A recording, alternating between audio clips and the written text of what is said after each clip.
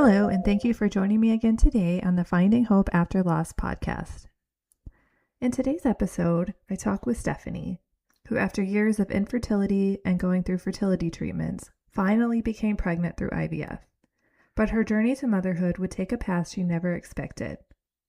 She shares her story of infertility, a complicated twin pregnancy, loss, and the unique experience of loving both a child in her arms and a child in her heart. Hello, everyone. Today I am here with Stephanie. Stephanie, do you mind telling us a little about yourself? Hi, thanks for having me.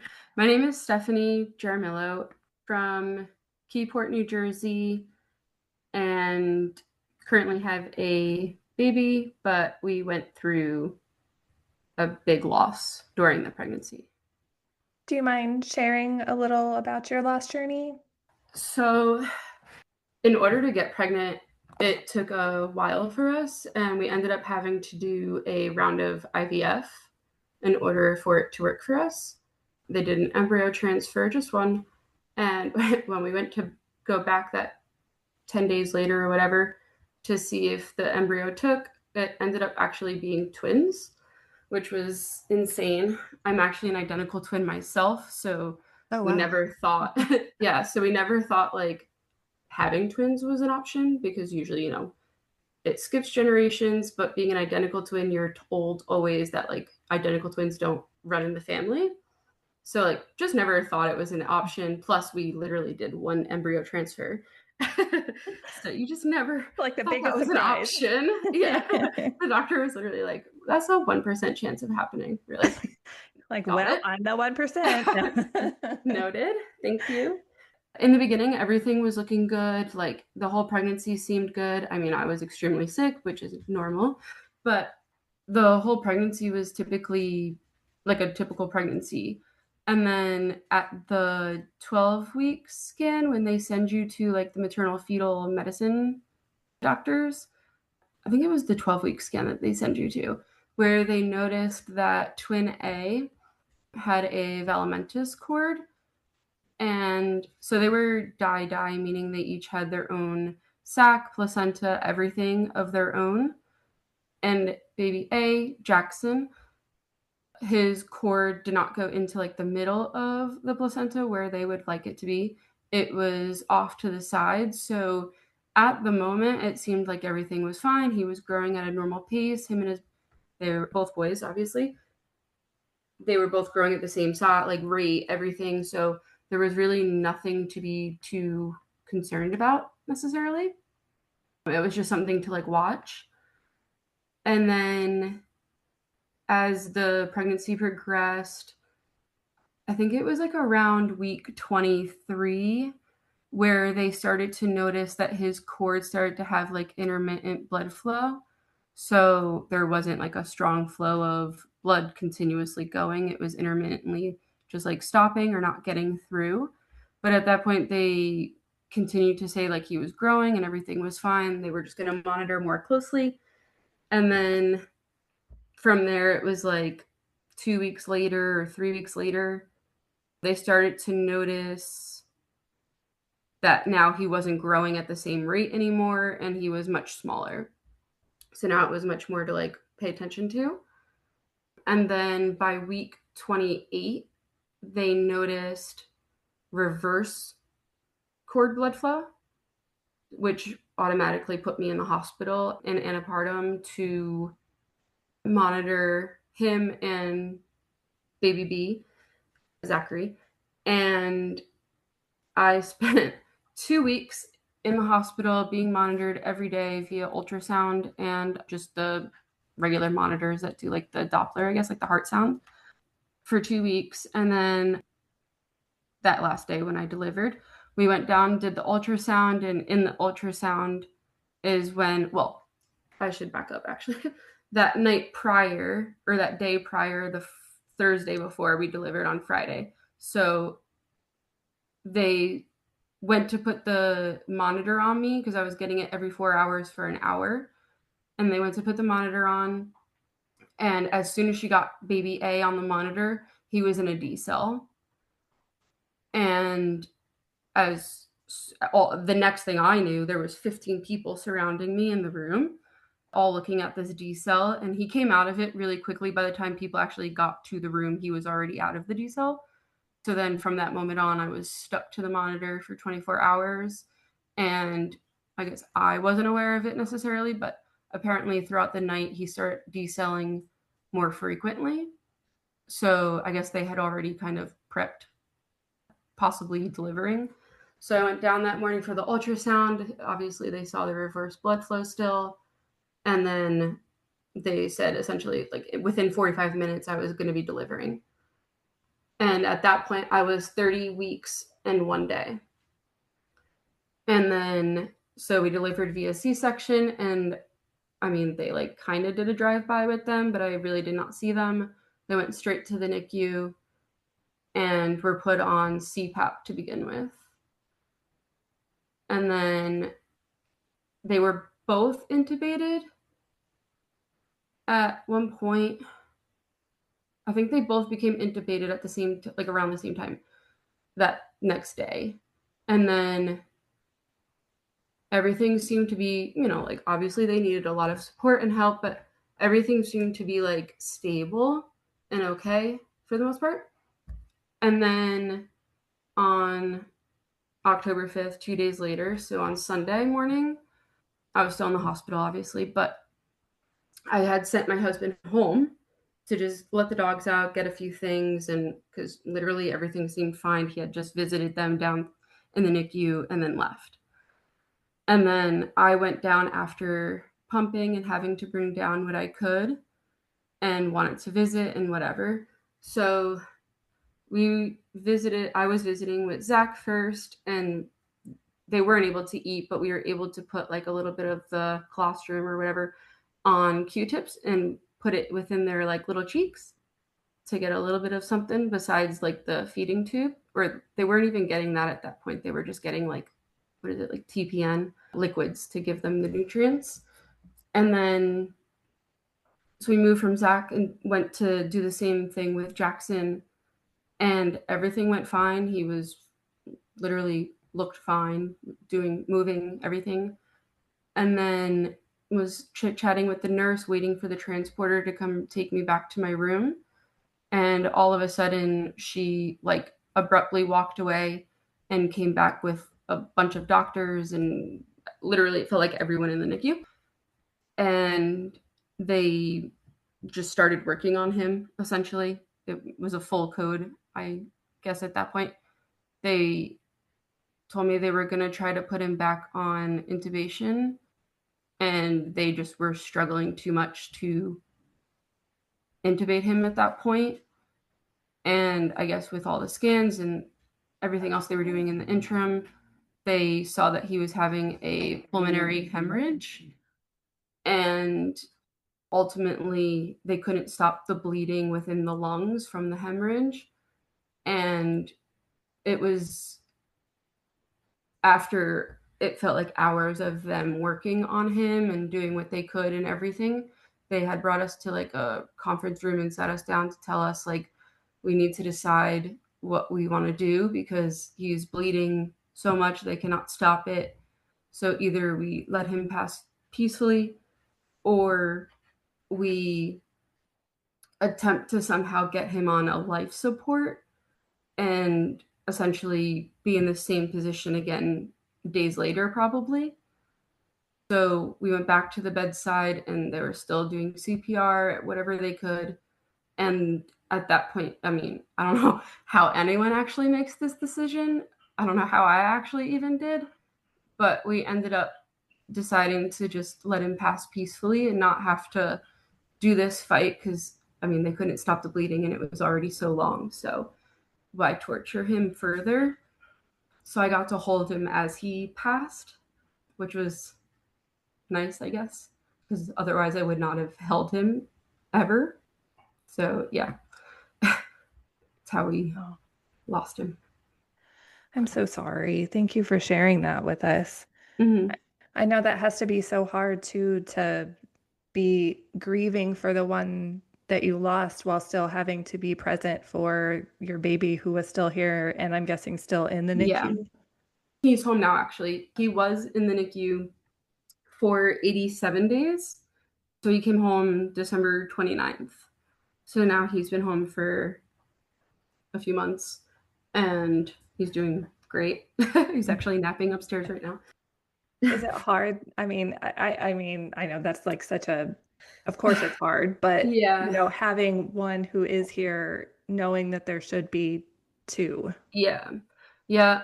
That was really the hardest thing to like wrap, and still is kind of, to like wrap my head around because, as I'm holding Jackson that passed, my uh, Zachary's next to him having chest tubes placed for because he was having pneumothoraxes. So it's like it was just like such a whirlwind that none of it felt real in that moment. And then it was just like terrifying until we knew for sure that like he was able to support himself in breathing. And then once we got past like him coming off of intubation, and I mean he was on CPAP until like literally like 2 weeks before he left. But knowing once he was on CPAP that he was like good, I could like literally could not relax or felt like comfortable until I felt like we were like past like a bad area, like a danger zone. I don't know. Yeah, no, I mean, that makes sense. I've never personally had a baby in the NICU, but I've heard that it really is like a roller coaster of a lot of, Yeah. make an improvement and then have a setback and then make an Mhm. improvement, and that it's kind of a roller coaster. Yeah, it definitely was. And even within those 2 days, it was just like, they're doing good, they're doing bad, they're doing good. And it was just like, oh my gosh. Like every time we would go down there, it was like something new. And it was just like, oh my God, like when are you going to get past that kind of? Eventually we did. Took a couple of weeks, but once, like I said, once he was on CPAP and like really stable on it, I've like, that was when I felt like I could breathe. And I know that usually having a twin pregnancy is a high risk pregnancy. So were you Yeah. considered high risk during your pregnancy? Yes. Yeah, definitely. I was considered high risk for the fact of like just being IVF in general. And then obviously once it was twins, automatically high risk. And then once they saw the developmentis cord, it became like definitely high risk situations. And then it just, continued on.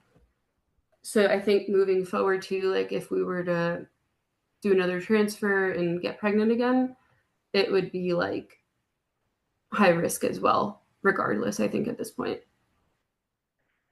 Yeah, so this was, you said, your first pregnancy, correct? Yeah. So this was your introduction into pregnancy and Yeah. Yeah. is that ever, I mean, obviously you probably never imagined that this is how things would turn out.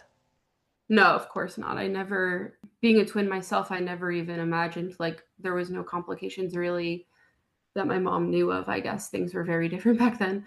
But I was so much smaller than my sister too, so I always just like kept that in my mind and I was like, so it's fine, like never thought. And like we only had one MFM doctor actually ever tell us that there was a possibility that he wouldn't make it. But the way when she explained it was that she thought it would happen prior to delivering, in the sense of like obviously he would pass in the womb and that we would continue full term then with Zach. But that was never an option for me to just like give up on Jackson. So we did what we thought we were doing was the best thing by delivering both of them at 30 weeks. And I Yeah. still think it was the best option because I think either way, what happened would have occurred. But It's hard when you're faced with, one impossible decision after another. And, especially as, lost moms, it's hard to not go back and like question all the what ifs of what if I had done this different or what if I had, done this different. But I think yeah, we've never been through it before. We just make the best decisions we can with the information we have. exactly. Did you get a lot of support from your family and friends after your loss? Yeah, we did receive like a tremendous amount of support from all of our, like my family, my sister specifically. My mom and my sister have been like my rock through all of this, and my best friend as well. But yeah, we truly have had so much support. Even from like the hospital itself, we received so much support and help through them, like through the social worker and other foundations that were able to assist us while we were in the NICU. That's good. I mean, I know that, with hospitals and stuff, it kind of seems like luck of the draw. Like some people get a good hospital, some people don't. So it's always nice to hear of the ones that Yeah. are the better experience that help make the worst time in your life as Hmm. good as it can be. Yeah, exactly. Yeah, and I definitely felt like very comfortable at this hospital and very like safe with all my doctors, regardless of what occurred because of the care that they gave Zach and saved him. And, like he could have just as well been down that same road Jackson went. So, regardless of what happened with one, they saved Zach. And like the care that they even showed for me, my husband, family, everything was just tremendous. Like it was amazing. And it does, like, I do know that in like other hospitals, maybe they don't get as much support because even like other people I've talked to, like in certain hospitals, the support they've gotten was like nothing at all. Which is really sad when you're, Hmm. going through something like this and not knowing like how to even move forward. And then you're just like, okay, go home now. Yeah, Like, what exactly. do I do? Yeah, one woman that I was just talking to actually yesterday was saying that she had a stillborn delivery, but she was saying that like literally the hospital like hours later was just like, you can go if you want. And it was just like, but you Gosh, would never do that if the baby was with her. So that it was is, just like she's still recovering from an actual delivery. So it's just crazy to think like some hospitals really just aim to like push you out regardless of like the procedure still happened. yeah, like you still gave birth. Right. Like we are important too as the Hmm. mother. It just, I mean, don't even get me Yeah. started on women's health care. Yeah. Yeah. That's like a whole other subject, right? Yeah. And I mean, thankfully, I never felt pushed out or anything along those lines, which was nice. But yeah, it's crazy how women are treated in these types of situations because I feel like so many people don't know how to respond to people in this situation. So it's just like, let's just get them out kind of thing. Yeah, like this makes us uncomfortable, so Yeah. go be sad somewhere else. It's Yeah, like, pretty okay, much. but But I but still need medical care. yeah, exactly. Like I don't just go home and instantly heal. And now, Right. you have the grief on top of it. It's like, Hmm. Which yeah. is, yeah, it's very interesting. Like, and thankfully, I do have Zach that we did come home with, but it is like I could not imagine having coming home with absolutely nothing, which is what happens to most if they lose their baby, because not most pregnancies are twin pregnancies. It was just like a, so I don't know. I feel obviously extremely grateful that I have Zach, but it's never gonna be fulfilled in that sense. Yeah. Well, I mean, and then I'm sure, it must be hard having one knowing that you should have had two that look identical, Yeah, having two of, I'm sure you were prepared to bring two home. So having, yeah, the clothes and the beds and the things like that. yeah. And the nursery was one of the harder things to have to go back into because obviously we didn't have to use it right away, which was helpful because being in the NICU was helpful that we didn't have to go in there like right when we got home from the hospital. But I did have my dad and my husband wanted to. They took down the second crib and everything. That was like double. My sister and my mom went through everything else in the house that we received baby wise that was given double, obviously, like the height chair, car seat, all the things that you would need double of. They either got credit back, like returned it and got me credit. So I was able to get other things, or like the car seat and stuff were like too complicated or somehow cost more to return than the item was itself. So my mom still did keep some of the items for hopefully the future or if she needed a car seat. But yeah, that was a weird thing to navigate, having like doubles of everything. And then even like when I got home, they obviously didn't get everything that was doubles. So just going through like some of that, like the clothes and stuff. But for the most part, they like kind of cleared all of that for me. So that truly helped. Yeah, that's really nice to have somebody to do that because yeah, after we came home without Jasmine, I was just like, I can't even go in that room. Yeah, exactly. And having somebody who's able to do that for you is, I mean, that's like one of Mhm. the biggest things I think you can do for a lost parent. Yeah. Yeah. So that was like absolutely amazing. Like I literally had to do nothing in that regard, even as far as like funeral home stuff. Cause like 15 minutes after it all happened, they were like, "Do you know which funeral home?" I'm like, who the hell has one of those Yeah, on like standby? yeah, Like what? yeah, like I don't know how to answer this question. I And I'm my not son really just from this died. area. Right. Like I Yeah. have no clue. Like I didn't grow up from where I'm now. Like so I don't know anything around here. I've never gone to a funeral around here. So I was just like I have no idea. So thankfully one of the nurses or someone gathered some information for me because I was like I have no idea. Like that's something I never even thought of, obviously. Yeah, But like how are you supposed to just know these things? right. I was like, I have no idea. Like, I do not know what I want right now.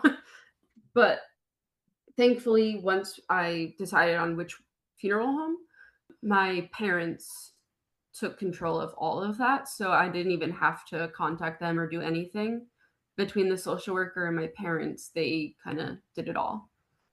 That's really nice that they were able to help with that. I mean, once you made Hmm. that decision and then you can just spend your time both grieving and being there for your other son who was in the NICU at the time. Yeah, exactly. And it was nice because then they were able to go pick up. We decided to cremate just because I felt like that was the way to have him home with us. But they went and picked up the ashes and had it put into the urn that we had made and all of that kind of stuff. So I didn't have to go there, do that, anything. When we weren't home, when they brought it and they put it up where we asked them to, and then so it was just kind of already there when we got home, which was, I think, really helpful. Yeah, it sounds like your family is a great family. Yeah, I am very lucky with my mom and sister and dad. Like, truly, everyone on my side has been amazing. We also had Jasmine cremated because I felt like I felt like if I buried her, Hmm. that I would be kind of stuck, tied to a place because I would never want to leave her. Right. So I think I had the same thought that then she'd always be with us. So, Hmm. but And yeah, it's like, that's definitely not a decision I ever thought I'd have to make. yeah, like who gets asked that? I know. Not something you would think about. So, yeah, that was crazy. And obviously, I know they have to ask those things, but it was just like, it felt like the minute after. Yeah, it's like, are you just hovering, waiting, like in the Yeah. sidelines? Like, Yeah, here's I your was like, paperwork. yeah, exactly. And then I was like, and then still like, because they couldn't move my other son. So just even then, the next day or later that day, going back down there is just crazy. Oh, I can't. I mean, yeah, the conflicting feelings that you're having to, I feel like too, having to be present for your other son who is Hmm. living would have almost allowed you to not fully grieve because you had Right. to put all of your attention on him. And I'm not saying that's good or bad, just No, I fully agree. And I actually was just saying this to someone yesterday or today that I feel like I didn't, obviously, I was grieving while he was in the NICU, but I feel like I didn't have the capacity to fully grieve until he came home. Just because I was, like every day, it was just like get up, go to the NICU, sit there and make sure everything was good with him. That it was just like, not that I didn't think about Jackson. Obviously, that was on my mind 24/7, but it gave me, I guess it was like an outlet, if you will, something to put all my energy and focus into. So then once that stopped and we were home, it was kind of like, okay, now what? And I think that's like obviously when things start hitting even more. Yeah. It's like once you know that he's safe, he's home, now it's like, Mhm. okay, now I can process everything that just happened and oh my gosh, the floodgates are going to open. Exactly. Yeah. And since then, because I felt like, not that I didn't have like emotions or anything, but I felt like even more like now, and it's already 8 months out, but like I feel like I'm even more like emotional or in the deep of grieving now than I was when it happened. If I don't know if that makes sense. Well, I mean, that makes complete sense. I mean, I think like you said, you had a place that you had to focus your attention, almost like you were compartmentalizing it. Right. And then, once that, I don't know if barrier is the right word, but once that Yeah. was removed, then it's like, oh my Right. gosh, now I really am grieving. Yeah. Yeah, exactly. Because I definitely was able to not like switch it on and off, but like I don't know how to fully explain, I guess, but to be able to just completely focus on Zach versus everything made getting through the NICU itself easier too. Right. And I always like to ask just a random question, but how did you come up with the names for your babies? So it took Joe and I like 3 years to get pregnant, and like every couple wanting to have babies, you guys randomly think of names and whatever. So during the whole process, every time we did a thing, we were like, okay, let's think of names. So we had these names for so long. But Zachary, I've always just liked the name. My husband always jokes with me that one of my favorite hockey players was Zachary Parisi.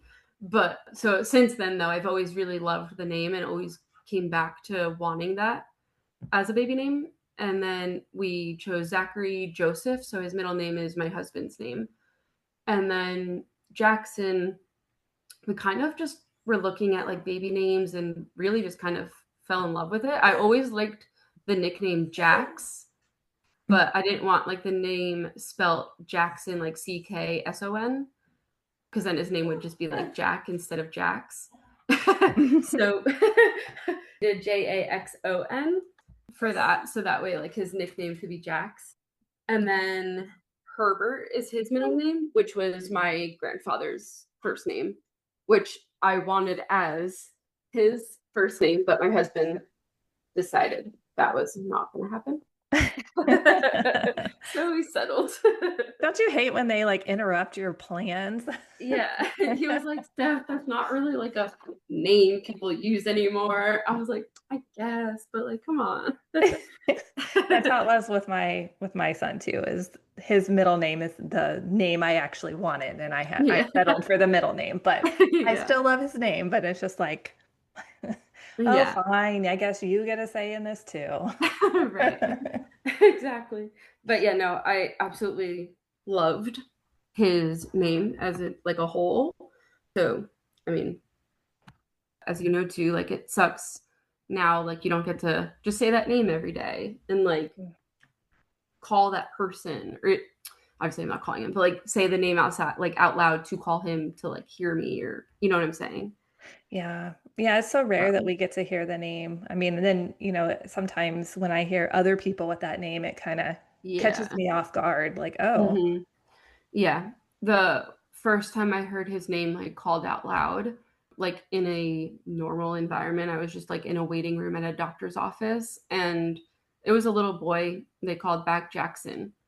And I was just like caught so off guard and just like was like, oh my God. Yeah. Because like obviously you're not expecting it. And it's not anyone's fault that that's also his name. So it's like it's obviously fine. But when you don't expect to hear it just be called out, it kind of hurt, like sucks. Yeah, no, I know exactly. And especially when it's, like a younger kid or one that Yeah. would be close to your child's age, I think that makes it a little harder than if it's like a grown up. Right. Exactly. Yeah. I say a grown up, I mean an adult. I'm not talking, Yeah. you know Yeah. what I mean. Yeah. If it was like an older man walking by named Jackson, I'd be Yeah. like, oh, okay. But it was like a 3 or 2-year-old. Yeah. So So after losing him, were there any other, I know you said you had a supportive family, were there any other like resources you found helpful? yeah, so through the social worker in the NICU, she was able to set me up with through our medical like RWJ, like that's where the hospital is. They have like this separate building. It was actually the same building where I went for the maternal fetal doctor, but they have it's called PMAD. So it was like a perinatal mood anxiety disorder thing, right? Depression? I forget exactly what it stands for. Should probably know. But they set me up right away with going there. So it's essentially like therapy, and they have group stuff and other like things, resources as well. So since pretty much like the week after he passed away, I've been going to like weekly sessions with my therapist, and then it took me a while to finally do it. But I started finally going to the loss support group that they have. And since going to that, I feel like so much not better, but knowing that like and this sucks too, but like knowing that there's other people feeling the same exact way that I am and having the same exact thoughts that I'm having is kind of helpful, I guess. I don't know, because none of us should be having these thoughts. But I get what you're saying. Like it's nice to know you're not the only one like thinking this, or that you're not crazy for how you're feeling, or just knowing that Right. somebody else understands. Yeah. Yeah. Yeah, because obviously we would never wish it on anybody. I wouldn't wish it on like someone I hated. Yeah, exactly. It's never something that I would ever wish on anyone. So, Was it because like a in-person group or an online group? Just out of um, curiosity. this one is an in-person one, Mm. but my personal therapist gave me some resources actually for online ones that are like, I think just kind of like nationwide. Like, I don't think you have to be anywhere specific to do it. And it's just, I haven't done any yet, but I've looked into some of them. But they have a lot of like loss groups or mom groups, dad groups, even, which is amazing. So I feel like everyone just kind of leaves out dad. Yeah. I feel bad because they lost a baby too, but Yeah, I guess society expects them to be strong, and I feel like right. sometimes they think they can't cry and they have to be strong for us because Hmm. we're falling apart, and Yeah, it's yeah, like agreed. but yeah, they definitely may express grief differently, but they're definitely still grieving. Right. Well, Yeah. is there anything else that you want to share or add about anything? I know it can be an open-ended Sure. question. But I don't know. I feel like this is something that, like, in talking to other people too, that this is like something I feel like people struggle with is like how to find closure, like without a funeral necessarily. Because I feel like some people don't always do funerals. Like, we didn't, just because Zach was in the NICU. So it felt wrong to just like prepare a funeral while he's also fighting for his life. So we decided to wait until he was home to do anything. And then, even then, we were like not sure what to do. So I feel like so many people struggle with that as well, like what to do to honor the baby's life if you don't want like a full service kind of thing. And it took me so long to like figure out what to do. And through the NICU we were in, they this was the second year, but they do it was called Big Steps for Little Feet walk, where they donated money or raised money for the NICU itself that he was in. So when I saw that come up, I was like, oh my gosh, this is like the perfect way to honor Jackson, but also celebrate Zach and raise money for where they both were.